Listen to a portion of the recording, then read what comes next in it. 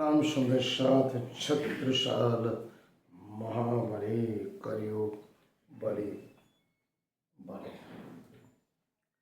प्रणाम की नई परिभाषा। अहंकार की समाप्ति। प्रणाम एक ऐसा शब्द है,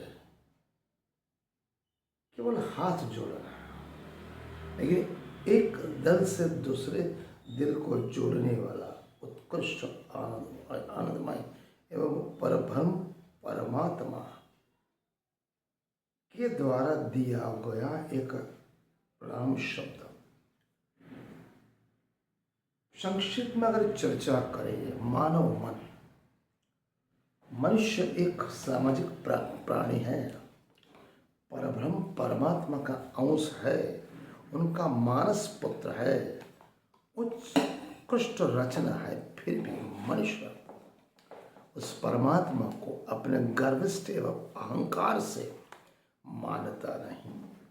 किसी को धर्म का अहंकार है, किसी को जाति का, किसी को रंग का, किसी को वर्ण का, किसी को भाषा का, अलग अलग प्रकार के अहंकार है।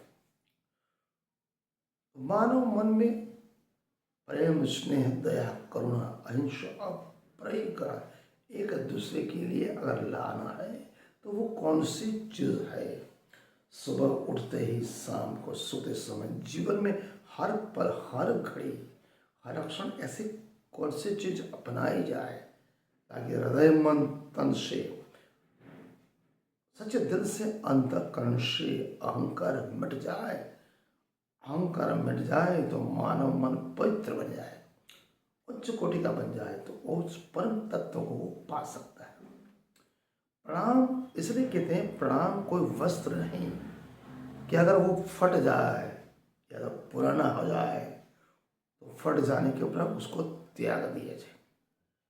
जिस तरह से दूध में पड़ी मक्खी को आप निकाल तो सकते हो, लेकिन प्रणाम को एक मजाक का साधन नहीं बना चाहिए। आजकल लोग क्या करते हैं, हाथ जोड़ते प्रणाम नहीं। प्रणाम एक विनम्रता सिखाता है, एक दूसरे से दूसरे दिल को जोड़ने की परिभाषा सिखाता है।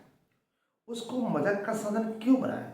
यह तो प्रणाम तो एक ऐसा शब्द है जो मानव पंच भौतिक तन देहरूपधारी, जो इसमें चेतन तत्व है, उस चेतन तत्व को का अंतर आत्मा का एक आनंदमय आवरण है। यही उसका चेतन तत्व, चेतन मूल तत्व उसके मूल स्वरूप से जोड़ता है। हृदय, मन, तन, आत्मा से नकारात्मकता का भाव दूर करके सकारात्मक भाव को जोड़ता है और आपके मन और अंतःकरण के अहंकार को तोड़ता है। इसलिए नियमित रूप से अगर प्रणाम करने पर अगर वो आदत बन जाती है तो स्वतः ही अपने आप आपके हृदय, मन, तन, आत्मा से अहंकार का नष्ट होना तय है। जब तक हम पूर्ण रूप से पूर्ण मानव, सर्वस्व प्रणामी नहीं बन सकते, कहने का तात्पर्य जब तक हम पूर्ण मानव नहीं बनेंगे तब तक हम उस परम तत्व जिसे हम आत्म तत्व कहते हैं उसको पा नहीं सकते। आत्म तत्व का प्रत्यक्ष अनुभव करना है, आत्म तत्व का प्रत्यक्ष अनुभव करना है,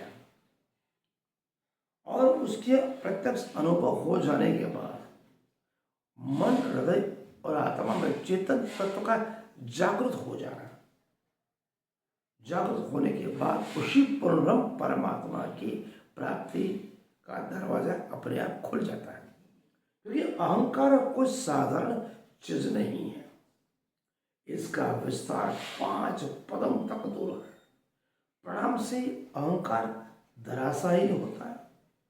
अतः प्रणाम करते समय इस बात की विशेष जानकारी होना चाहिए, या तो ध्यान रखना चाहिए कि हम प्रणाम किसी व्यक्ति, जो एक देहधारी व्यक्ति को नहीं करते, किसी अंग को नहीं करते, लेकिन प्रणाम तो उस देहधारी मनुष्य में जो चेतन तत्व है, चेतन स्वरूप के मूल स्वरूप को हम प्रणाम करते हैं, जो उस प्राणी, उस मनुष्य तन में बैठा हुआ उस परब्रह्म परमात्मा रूपी आत्मा को हम प्रणाम करते हैं तथा साथ विश्व ब्रह्मांड के नियंता सूक्ष्म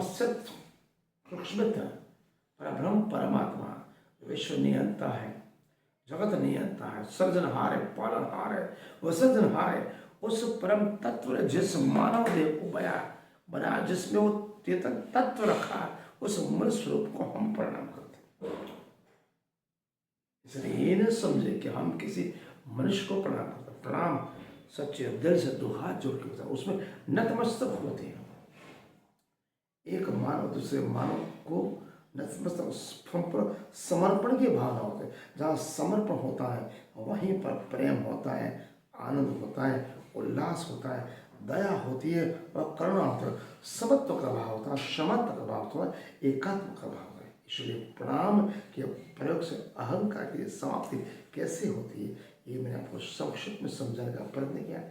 मन करें और चिंतन करें, अगर त्रुटि है तो बताने का कष्ट कर ले। प्रणाम सुदर्शन।